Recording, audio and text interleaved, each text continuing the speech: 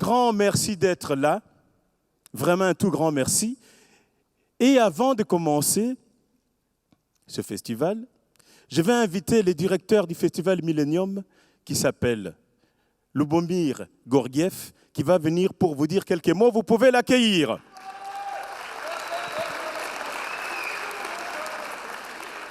Donc pour un cinéaste, voir un public qui vient pour voir quelque chose, c'est peut-être la vue plus belle que n'importe quelle carte postale. Voilà, donc un grand merci. Je vais dire juste 2 mots par rapport au festival Millennium. Il y a une petite particularité, que c'est un festival qui réunit des films faits par des gens qui veulent tous un monde meilleur, si je peux dire ça dans le sens le plus large du mot. Voilà, donc c'est un monde meilleur, pas que pour nous ici, mais pour la planète entière.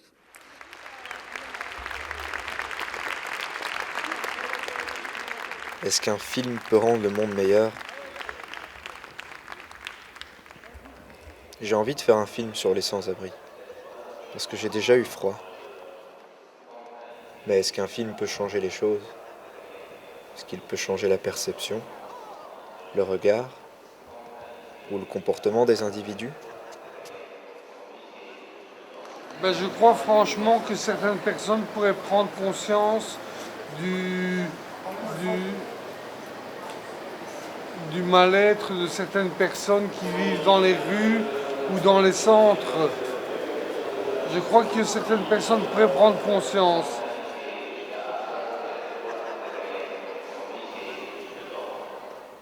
Pourquoi un film toucherait plus que ce qu'on voit tous les jours ? Parce qu'un film est basé sur la réalité. C'est ça qu'on filme. Mais alors, comment filmer cette réalité ? Comment filmer pour que les individus voient ce qu'ils ne voient pas tous les jours ? Soit c'est un film, on va dire, réel, soit alors c'est de la connerie, c'est un film inventé. Le film réel doit le réalisateur connaître exactement ce qui se passe. S'il ne connaît pas, il ne fait pas le film réel. S'il connaît, il va faire un bon film.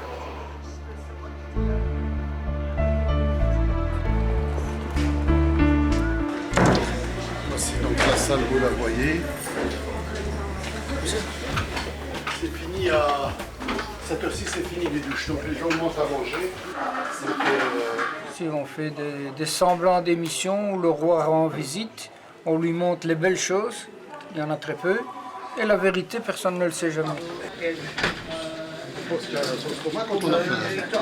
Par exemple, à la gare du Nord, tu peux être à l'abri jusqu'à 2h du matin. À 2h du matin, si tu es à la gare du Nord ou à la gare du Midi, on te met dehors. Ce qui veut dire, quel que soit les temps, quelle que soit la météo qu'il y a, on te met dehors. C'est la réalité.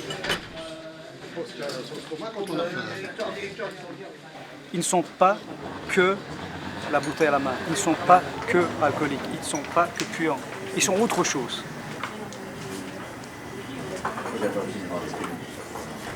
La raison pourquoi j'ai choisi de faire du cinéma, c'est parce que je voulais faire quelque chose où on pouvait atteindre le plus grand nombre de personnes. Et pour moi, c'est le cinéma. Ça ne change pas en une fois, mais ça peut aider petit à petit à changer en tout cas quelque chose. Zoals bijvoorbeeld, er is een Braziliaanse film genoemd Cidade de Deus. En dat gaat over de favelas, over ghetto's in Rio de Janeiro. En die film is nu gemaakt en daar worden maatregelen gedaan. Sinds dat die film er is en wereldwijd beginnen mensen zo die problematiek daar te kennen. À mon avis, si c'est vraiment quelque chose qui a du pouvoir, si c'est vraiment quelque chose de fort, un travail qui est fort, je crois que ça peut vraiment changer une certaine façon de penser, à mon avis.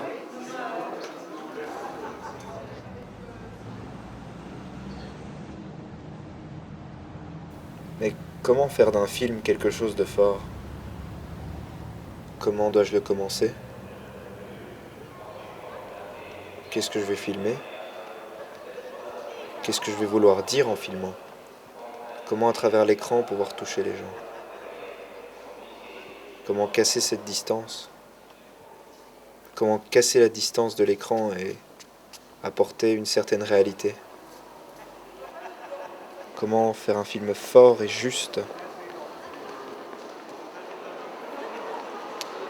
Le réalisateur doit s'imprégner, il doit être dans l'affaire vraiment. Il doit souffrir avec les gens qui souffrent dehors. Là, il va connaître et il va savoir quel est le problème. Hein? Parce que je ne pense pas que c'est tout le monde qui dort à moins 15 avec 2 couvertures au-dessus. Mais alors, qui suis-je pour faire ce film?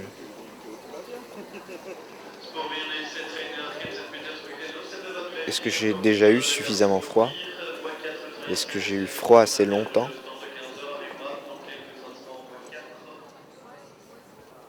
Faut-il réellement le vivre pour pouvoir en parler? Est-ce que je peux me mettre à la place de l'autre? Ai-je le droit de le faire? Et si je me mets à la place de l'autre, quelle place lui reste-t-il?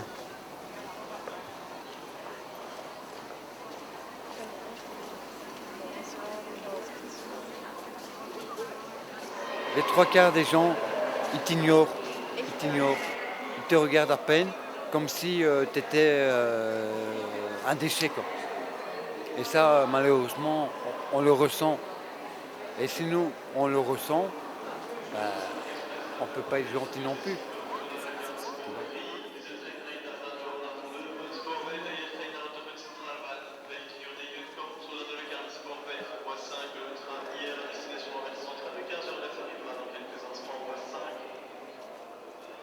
On est dans une gare, les gens n'ont pas le temps, donc les gens passent sans nous regarder en fait.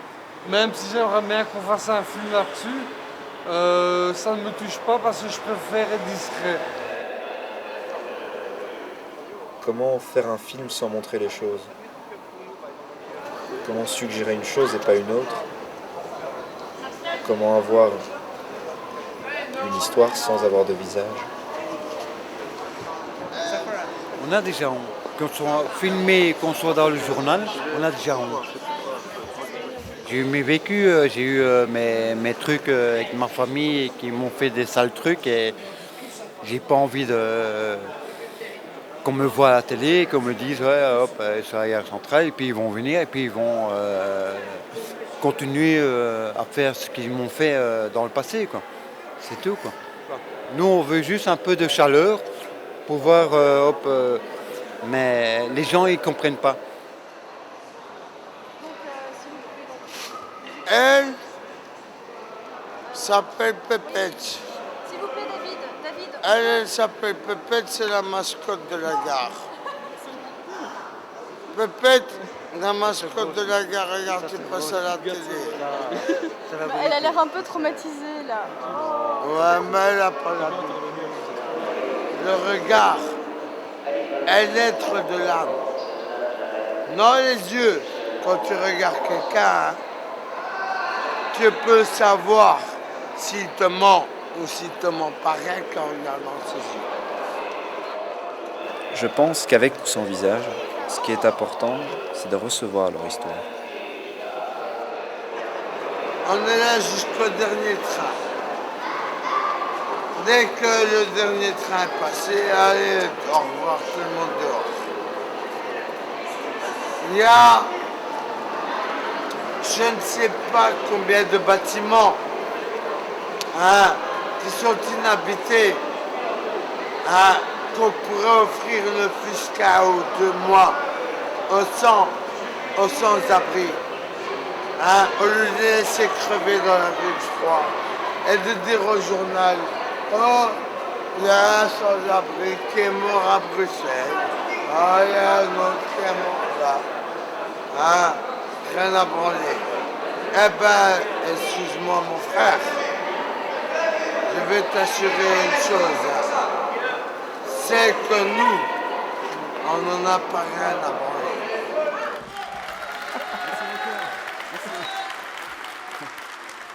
Voilà les noms du gagnant. Et justement, dans cette enveloppe, peut-être prenez le micro pour que tous les gens qui sont dans le fond puissent l'entendre. Merci. Donc, étant donné que je sais déjà qui a gagné, je tiens à dire que je suis très content parce que c'était mon film préféré. Roulement de tambour. Le prix du jury public jeune est attribué à Bilal Fallah et Adil El Harbi pour le film Coupe Roloto. On les demande de venir sur le plateau, s'il vous plaît.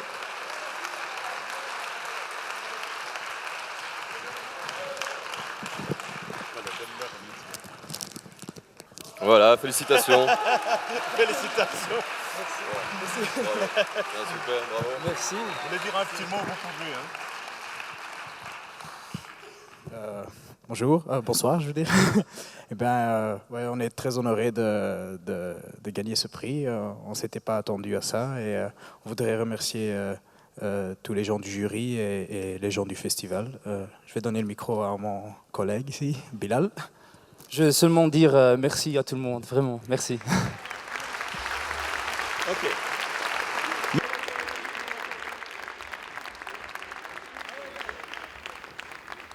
Je ne sais pas si mon film est fort ou s'il peut vous parler, s'il peut vous toucher, mais je prends le risque.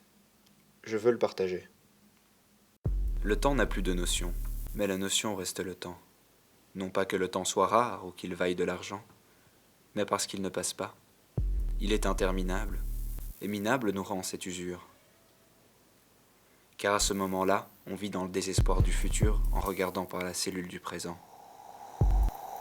Présent qui à chaque battement se prolonge et s'allonge, perdu entre les cris du froid et la force du vent. De point en point, d'halte en halte, seule une bouche attentionnée nous donne un peu de chaleur, mais pas celle des autres, ni la vôtre, mais celle d'un bâtiment haut, froid et guetteur. Quant à votre sort, les dés ont été lancés. Ils ne vous répondent plus, car ils sont laissés au hasard et au bazar qu'il a voulu. Ils ne répondent dans cette Babylone d'indifférence qu'à peu de gens dotés de bienséance. Mais qui entendrait ce cri, muet, rebondissant sur les parois de glace qui englobent les âmes des gens?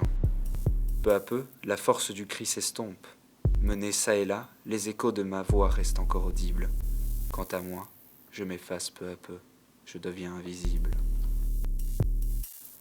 Et toute salvation n'est qu'une ovation à la folie qui se cache et me suit. Elle se rapproche jour et nuit, pas à pas, plus je cours, plus je fuis. Plus ses yeux me guettent, plus son haleine me suit. Et elle me murmure, oublie qui tu es, car tu es dans l'oubli.